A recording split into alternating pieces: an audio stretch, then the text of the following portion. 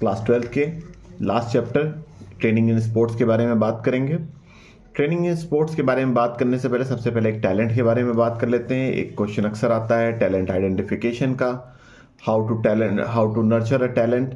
तो इसमें सबसे पहले टैलेंट आइडेंटिफिकेशन की बात आती है। टैलेंट आइडेंटिफिकेशन के लिए हमें जब भी कोई इंट्रामुरल कंपटीशन होते हैं या कोई स्कूल के इंटर हाउस या इंटर क्लास गेम्स होते हैं किसी भी तरह की, या फिर उसके पीटी पीरियड में या उनके गेम्स पीरियड में, कभी जब आप किसी टैलेंट को आइडेंटिफाई करते हैं, किसी बच्चे को अच्छे से खेलते देखते हैं, तो फिर आपको उसकी टैलेंट की नर्चरिंग करनी होती है। उसको सबसे उसके बाद उसके लिए ट्रेनिंग पीरियड डिसाइड करने पड़ते हैं।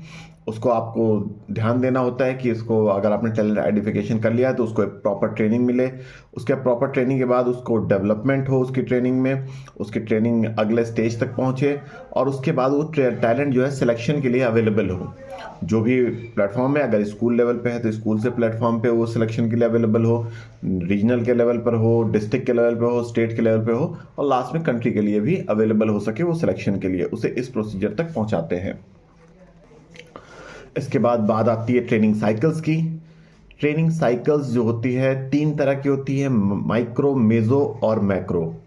लेकिन इसके अलावा भी 2 और तरह के साइकिल्स होते हैं जिनको कि साइकिल्स नहीं कह सकते, लेकिन एक ट्रेनिंग का वो भी सेशन की तरह से हो सकती है। जैसे इसमें सबसे पहला होता है सेशन, कभी 1 घंटे का सेशन या आधे घंटे का सेशन जो मिनट्स में या घंटों में होता है उसे ट्रेनिंग सेशन कहते हैं।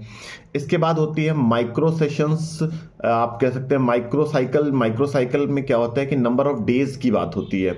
हो सकता है 7 दिन का एक कैंप हो, 10 दिन का कैंप हो या 15 दिन का कैंप हो, मैक्सिमम 15 डेज का कैंप जो होता है वो माइक्रो साइकिल के कैटेगरी में आता है। इसके बाद आता है मीजो साइकिल। मीजो साइकिल में हो सकता है कि ये मंथ्स का ट्रेनिंग कैंप हो, 1 मंथ का है, 1.5 मंथ का है, 2 मंथ का है। इसमें छोटे छोटे माइक्रो साइकिल्स जो होते हैं, माइक्रो साइकिल, कई सारे माइक्रो साइकिल्स का एक ग्रुप हो सकता है। इसमें 6 माइक्रो साइकिल हो सकते हैं, 6 हफ्तों का हो सकता है कैंप, हो सकता है 2 महीने का कैंप, हो सकता है 3 महीने का कैंप हो सकता है। ये मीजो साइकिल है। इसके बाद जब आप 6 मंथ्स या 12 मंथ्स की बात करते हैं तो ये मैक्रो साइकिल होती है, यानी एक बड़ा टाइम होता है। इसमें आपको क्या बोलते हैं, प्री कंपटीशन के प्री ट्रेनिंग की भी टाइम मिलता है, कंपटीशन के ड्यूरिंग भी ट्रेनिंग का टाइम मिलता है और पोस्ट कंपटीशन रिहैबिलिटेशन का भी टाइम मिलता है, उसको कूलिंग डाउन या ट्रांजिशनल पीरियड का भी एक्सेप्ट करने का टाइम मिलता है। तो ये 3 तरह के साइकिल है। इसके बाद एक और 5वां होता है जो ईयरली साइकिल होता है, जिसमें मल्टी ईयर प्लान्ड होते हैं। ये कॉमनली क्या होता है कि जैसे आप एक ओलंपिक ईयर में कोई आप पार्टिसिपेट किया, एक आप परफॉर्मेंस आपने दी, अब आप अगले ओलंपिक ईयर के लिए, अगर आप अगले ओलंपिक के लिए तैयारी चाहते हैं तो 4 साल का जो टाइम है आपके लिए वो मल्टी ईयर प्रोग्राम होता है। वो मैक्रो साइकिल से भी ऊपर की चीज़ होती है।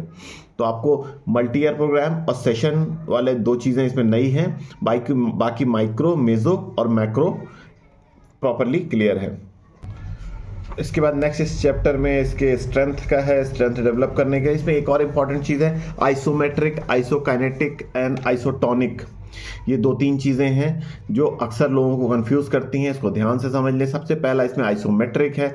आइसोमेट्रिक में आपकी बॉडी की मसल्स टोन्ड होती हैं, कहीं कुछ काम होता हुआ नहीं दिखता है, सिर्फ मसल्स टोन्ड होती हैं। टोन्ड होने के बाद उनके रिलैक्सेशन की बात नहीं दिखती है इसमें। जैसे इसका perfect example pushing the wall है, ना वॉल कहीं जाती है ना कोई काम ऐसा होता हुआ दिखता है, सिर्फ मसल्स में टेंशन डेवलप होता है। ये आइसोमेट्रिक है। इसके बाद आइसोटोनिक, अगर हम डंबल को कर्ल करते हैं तो ये कर्ल करते समय मसल्स कॉन्ट्रैक्ट हो रही हैं, ये रिलैक्स हो रही हैं, मसल्स की लेंथनिंग भी हो रही है, शॉर्टनिंग हो रही है, लेंथनिंग हो रही है, ये आइसोटोनिक है।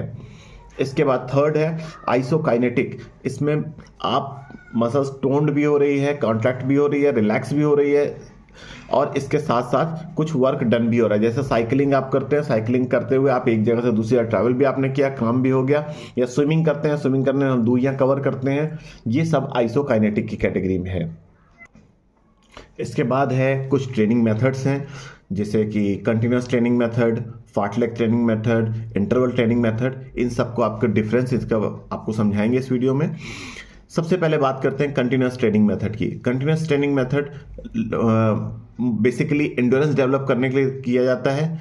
इसमें आप 120 मिनट्स, 140 मिनट्स या 150 मिनट्स का एक ट्रेनिंग साइकिल अगर हमने बनाया है तो इसमें स्लो पेस में एक पेस को मेंटेन करते हैं और एक पेस को मेंटेन करके लास्ट उसी पेस पर उस ट्रेनिंग को एंड करते हैं। तो ऐसी पेस रखते हैं जिसको कि हम पूरे 1 घंटे तक या 1.5 घंटे तक हम उसको कंटिन्यू कर सकें। इसका perfect example cross country races होती हैं। इसके कुछ एडवांटेजेस हैं, डिसएडवांटेजेस भी होते हैं। इसके एडवांटेज है कि इंक्रीज करते हैं ग्लाइकोजन लेवल मसल्स में और लीवर में, number and size of mitochondria increase हो जाते हैं और इंक्रीज करता है एफिशिएंसी हार्ट एंड लंग में। डिसएडवांटेज ये है कि बहुत ज़्यादा स्पीड के लिए ये काम नहीं करती है। ये आपको लंबे समय तक क्रॉस कंट्री रेसेस वगैरह किसी मैराथन रेस के लिए उसके लिए प्रिपेयर करती है। इसके बाद नेक्स्ट है interval training method. Interval training method में क्या होता है कि आप एक इंटरवल पे रिलैक्स भी होते हैं, थोड़ा अपने आप को रेस्ट देते हैं, फिर उसके बाद उसी पेस से स्टार्ट करते हैं। ये सबसे ज़्यादा स्पीड डेवलपमेंट के लिए काम आती है। जिसे हम अगर 80% स्ट्रेंथ से अपने भागते हैं, बहुत तेज़ी से दौड़ते हैं एक सर्टेन दूरी के लिए, उसके बाद कुछ देर तक रिलैक्स करते हैं, हार्ट बीट के लो होने का वेट करते हैं और फिर जब हार्ट बीट थोड़ी लो या कंट्रोल हो जाती है 120 140 के आसपास होती है, फिर हम उसी स्पीड से दौड़ते हैं और स्पीड से दौड़ने के बाद फिर वही थोड़ी देर बाद इंटरवल लेते हैं। इस तरीके से हमारी स्पीड डेवलप होती है।